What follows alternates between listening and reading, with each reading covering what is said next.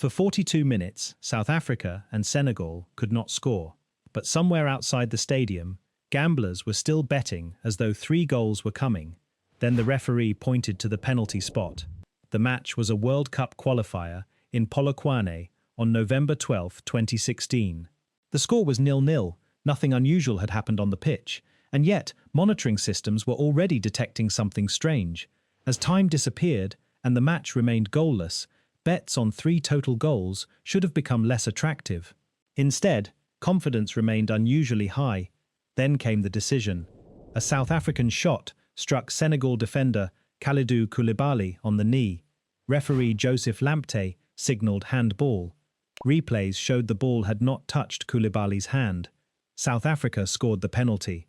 Minutes later, they scored again. Senegal pulled one back, but South Africa won 2-1. To millions of viewers, it looked like a terrible refereeing mistake. To betting analysts, it looked like the moment the market had been waiting for. FIFA investigated. Lamptey was banned for life. The Court of Arbitration for Sport upheld the decision, concluding that he had deliberately made incorrect calls to influence the number of goals. The match was replayed. Senegal won and qualified for the World Cup. There was no evidence that the South African players had been involved. No proof that an entire team had agreed to lose. One official had been enough. But FIFA's ruling answered only what Lamptey had done. It did not reveal the full chain behind the bets, the intermediaries, or the people expecting to profit. Because fixing a football match rarely begins with the person holding the whistle. When fans hear fixed match, they imagine an entire team collapsing on purpose. Defenders stop tracking runners, a goalkeeper dives the wrong way, a striker misses an open goal. Everyone knows the plan. That version exists, but it is expensive, unstable, and difficult to control. Every additional person increases the risk. Someone can refuse, someone can report it, someone can panic. One unexpected goal can destroy everything. Football is already unpredictable. A red card, an injury, or a deflection can change the outcome. So the smartest fix is often not to control 90 minutes. It is to control one moment. Match manipulation can involve any part of the game: a penalty, a red card, a booking, or even inside information about team selection. And when betting is involved, that single moment can be enough, because the person you see on the pitch may only be the final link in a much larger chain. Match fixing works less like a conspiracy and more like a system. At the top is the financier supplying the money. Below them is a coordinator choosing the betting market. A regional fixer identifies vulnerable competitions. A local contact provides access. At the bottom is the insider who can influence the match. Each layer is separated. The player may not know who funded the operation. The intermediary may not know where the bets were placed. The gamblers may never meet the referee. That separation protects the network. If one person is caught, the others remain hidden. The instruction moves downward. The event happens on the pitch. The profit moves back through another route. But first, the network must find the right match. The biggest match is not always the best target. A Champions League game has global attention, multiple cameras, and constant analysis. A lower league match offers something different: silence. Players may earn modest wages. Salaries may be delayed. Coverage may be limited. A strange decision can pass without scrutiny. Yet the match can still be available to bettors around the world. The match receives little scrutiny, but remains available to gamblers everywhere. That imbalance is valuable.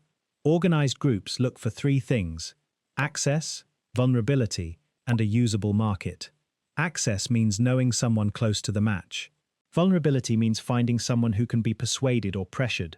The market means there is enough betting activity to generate profit. Imagine a lower league defender whose club has not paid him in 2 months. A former teammate calls. He does not ask him to lose. He asks who will start on Saturday. The first approach rarely looks like a crime. The relationship often begins casually. A meal, a favor, a small loan. The intermediary builds trust before making a request. Who is injured? Who is starting?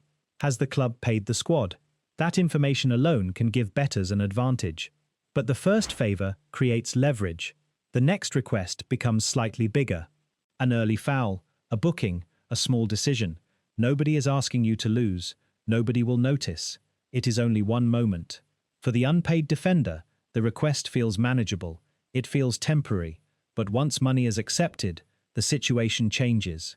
The favor becomes an obligation. Easy money becomes control. In a result fix, the criminal must control the entire match. In a spot fix, only one event matters. A yellow card is ideal. It is common, subjective, and quickly forgotten. In Australia, former MacArthur players Karen Backus and Clayton Lewis admitted involvement in betting corruption, linked to deliberate yellow cards. They were paid thousands of dollars for cautions.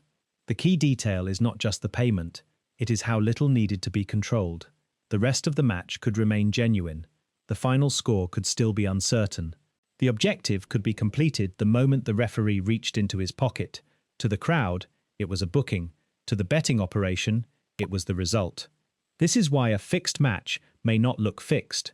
The event hides inside ordinary football, and once it happens, another group takes over. The people arranging the fix are not always the ones placing the bets. One group handles access, another handles betting accounts and money movement.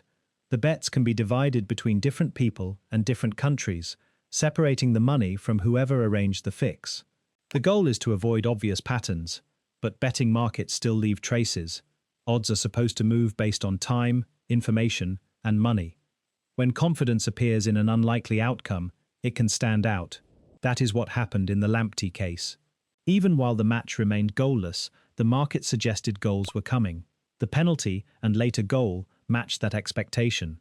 The market did not prove the case alone, but it showed investigators where to look. And when investigators followed those patterns across borders, they found something larger. Some fixers do not operate in one league. They move between countries. Wilson Raj Perumal became one of the most well-known figures because his operations showed how the same system could be repeated internationally. Investigations linked his activities to multiple matches and a wider network of players, officials, and intermediaries. In a related case, referee Ibrahim Chaibu was banned for life after accepting money to influence matches through penalties and free kicks. The method was consistent: find access, target a moment, profit from the outcome. A friendly match may seem unimportant, but to a betting syndicate, it is another opportunity. The player involved may be guilty, but he is also replaceable. The real power sits with the network that can move between competitions. A goalkeeper error, a terrible pass, or an incorrect penalty can all happen naturally. None proves corruption on its own. That is what makes match fixing difficult to detect. Investigators build a timeline. Who made the approach? What happened in the betting market? Did the agreed event occur? Who received the money? Evidence can include betting alerts, video analysis, messages, bank records, and testimony. A betting alert is not proof, but when unusual betting aligns with communication, payments, and suspicious actions, the case becomes stronger. Reporting matters. A player who reports an approach can preserve evidence and identify the intermediary before the match takes place.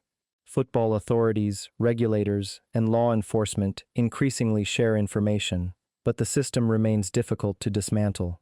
The people involved may all be in different countries. The player, the fixer, the betting accounts, and the money can be separated by borders. Football authorities can impose bans. Criminal courts require a higher standard of proof. A person may be banned from football even when a criminal conviction is difficult. Since 2019, the Macallan Convention has helped countries share information about suspicious competitions, but cooperation is still slow. And the vulnerabilities remain: unpaid wages, financial pressure, gambling addiction, fear. Think about the last decision that made you shout at the television. In almost every case, it was simply a mistake. But match fixing survives because a deliberate act can look exactly like those mistakes. In 2025, Sportradar monitored more than 1 million sporting events. It identified just over 1,000 as suspicious. Football had the highest number, but more than 99% of matches showed no suspicious indicators. Both facts matter. Most football is not fixed. Suspicious does not mean proven, But the damage does not require widespread corruption. One confirmed case can change how every decision is viewed. One scandal can make every mistake feel intentional. That is the real threat. Match-fixing attacks uncertainty. Fans can accept defeat. They can accept bad luck. They can accept a poor decision. What they cannot accept is the idea that the outcome was decided before kickoff. Match-fixing rarely begins on the pitch. It begins with pressure, relationships, and hidden markets. The financier provides the money. The coordinator selects the market. The intermediary finds the weak point. The insider performs the action. Then investigators try to reconstruct the chain. Sometimes the objective is the final score. Sometimes it is one goal. Sometimes it is one penalty. And sometimes it is one yellow card that means nothing to the crowd and everything to someone watching from another country. That is how match-fixing actually works. Not as 11 players agreeing to lose, but as a system designed to control the smallest possible part of the game while hiding a much larger network behind it. The market moved first in South Africa and Senegal. Then one decision changed the match. The warning is that the next fix may look ordinary: a tired challenge, a late whistle, a small mistake. And by the time anyone understands what it meant, the people who profited may already be gone.